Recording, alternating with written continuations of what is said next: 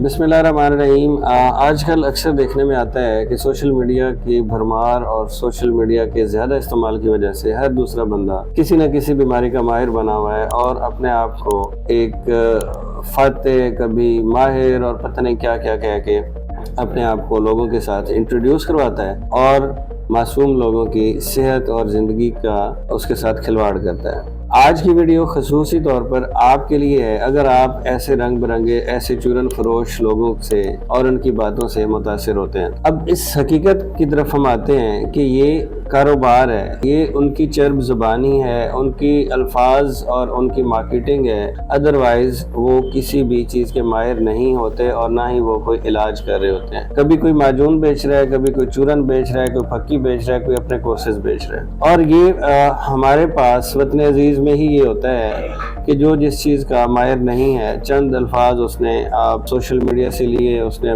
मुख्तलिफ सोर्सेज से लिए, इंटरनेट से उठाए और अपने आप को माहिर बना के पेश कर दिया और लोग उसको फॉलो भी करने लग जाते। हकीकतन क्या होता है कि इस तरह से लोग आपके जो असल मसाइल हैं, जो बीमारियां हैं, उनसे, उनके सही इलाज की तरफ से और उनके जो माहिरीन हैं उनसे दूर होते चले जाते हैं और अपनी उस छोटी सी बीमारी को ज़्यादा कॉम्प्लिकेट कर बैठते हैं, ज़्यादा पेचीदा मरहले में दाखिल हो जाती है। और अगर वाकई ये चूरन, ये फकियाँ और ये कोर्सेज और ये अला बला इस तरह से इतना ही ज़्यादा इफ़ेक्टिव होता, इतना ही बेहतर होता, तो आज पाकिस्तान ज़ियाबतीस में नंबर 1 पे ना होता। और दूसरा, पाकिस्तान में इतने ज़्यादा मेटाबॉलिक डिसऑर्डर्स या दीगर मसाइल हैं वो कभी भी इतने ज़्यादा ना होते।